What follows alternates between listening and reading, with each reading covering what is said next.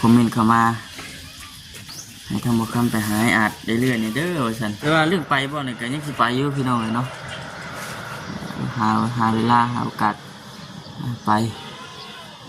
พี่น้องเลยยังสิไปอยู่เป็นจังไรว่าสันไปไปลุมไปเยี่ยมไปยามเล่าเนี่ยพี่น้องเลยเนาะเบิ่งแล้วก็14คิดฮอดจมหาพี่น้องเลย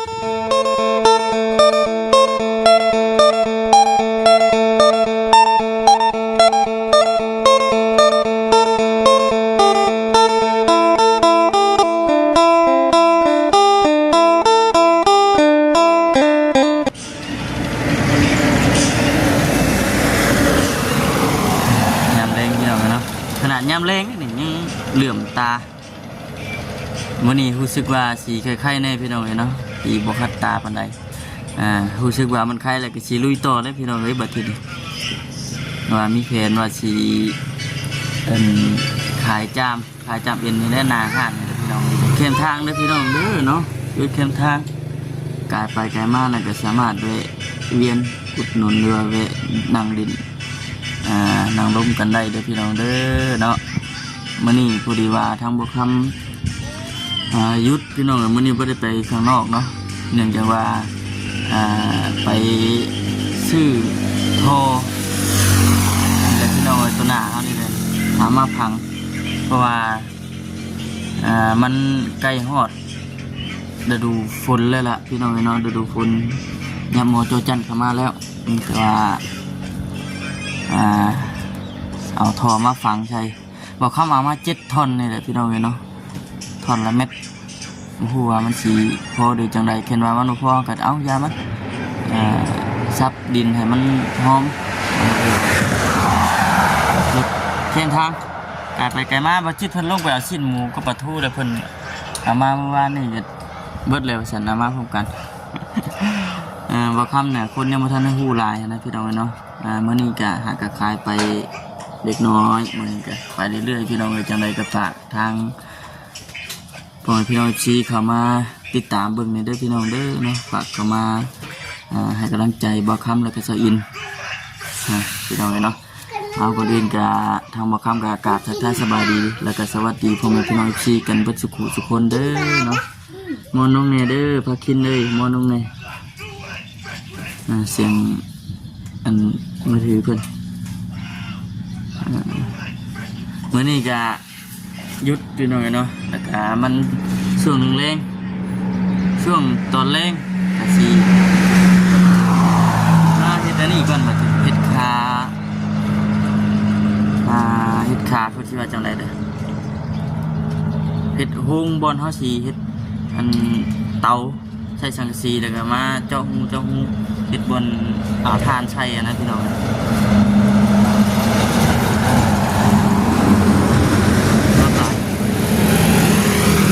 ทานใช่แล้วก็มาสีย่างจามเห็นย่างปิ้งนั่นนี่นะพี่น้องเนาะเดินไปพาเขาไปเลยก็เร็ว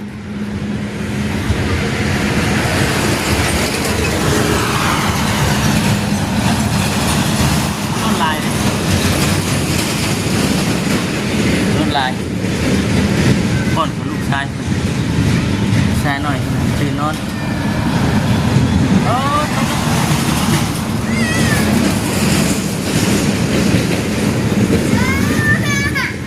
ยังเลย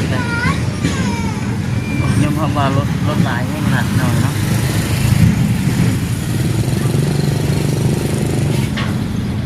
รถยังไง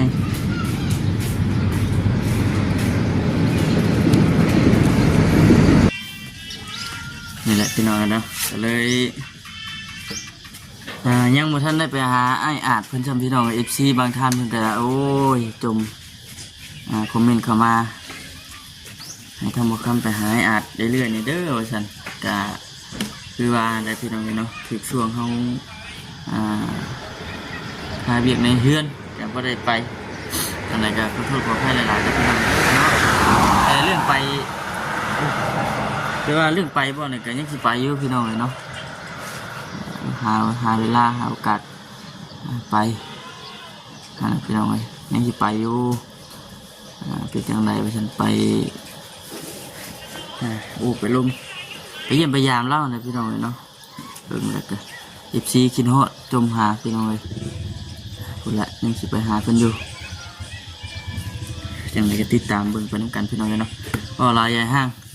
ไปฉันจังไดก็พี่น้องเอ้ยอีกกันใส่แว่น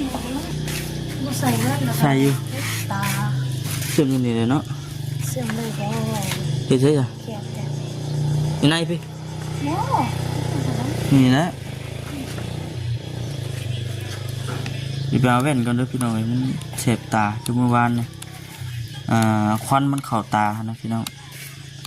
ควันมันเข้าตาแล้วมันจะเสบตาเบิ่ง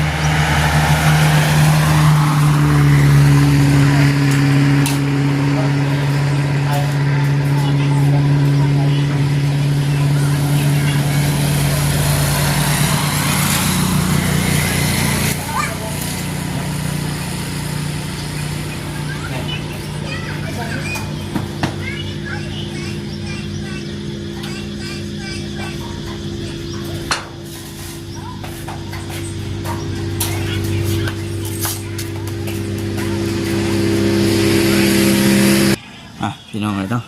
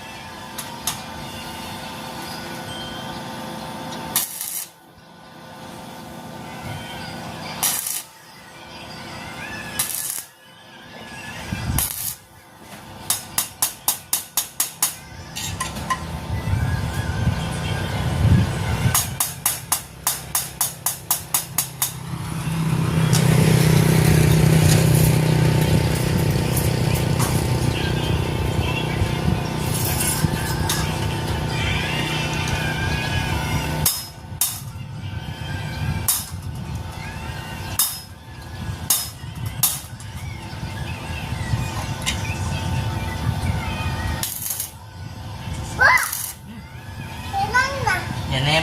มาโอเค เ มาเลือดตาย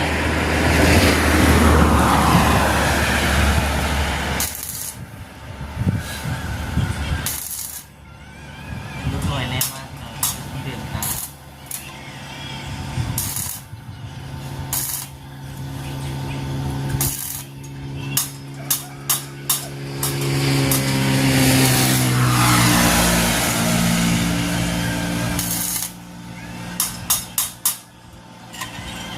เฮ้ยพอให้เบียกอยู่พอให้เบียกอยู่โอเคลูกอ่ะพอให้เบียกฮะฮะฮะเบิ่งซับเบิ่งซับ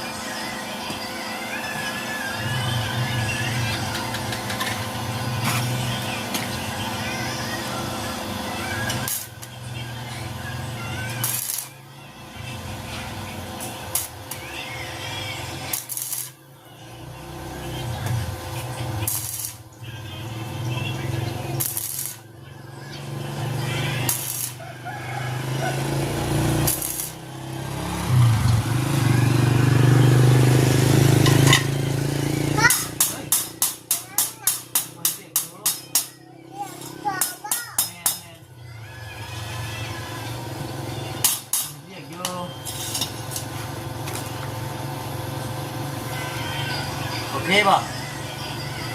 ฮะโอเคบ่ลูกหล่ะ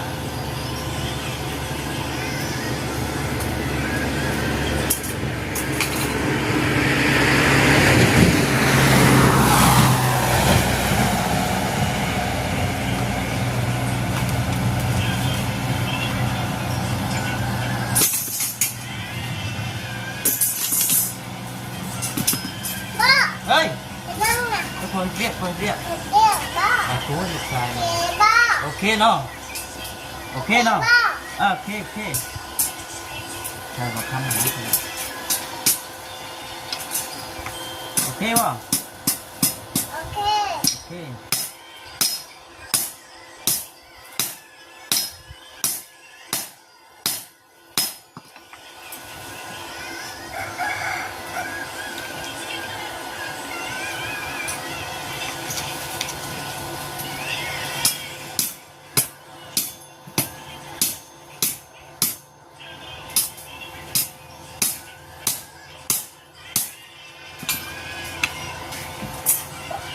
โอเคป่ะลูกหล่ะ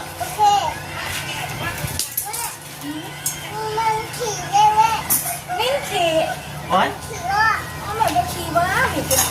โอ้ย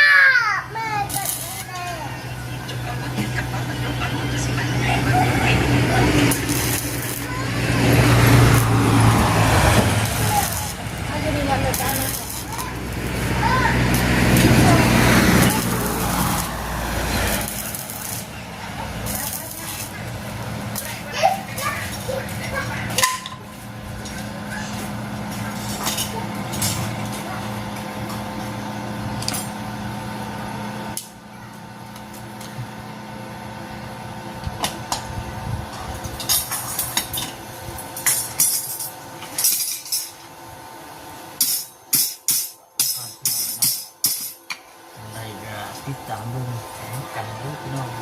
ด้อเป็นยังไงเด้อ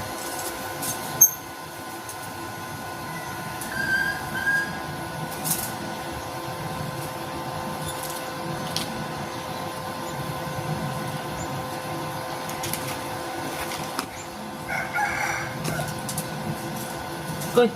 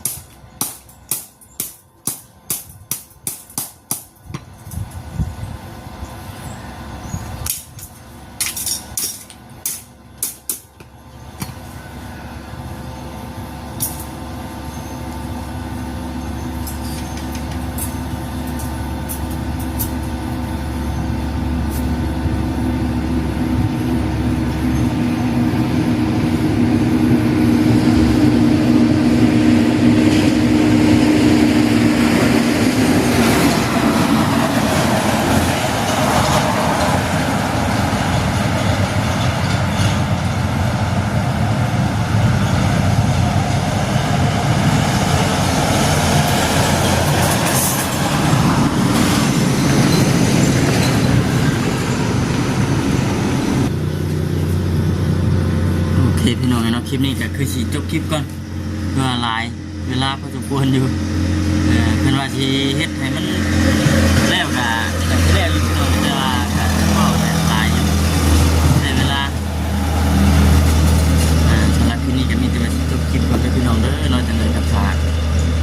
ทางวันพี่น้องที่เข้ามากดติดตามรับชมฝากกดไลค์กดแชร์ในเด้อพี่น้องเด้อเนาะ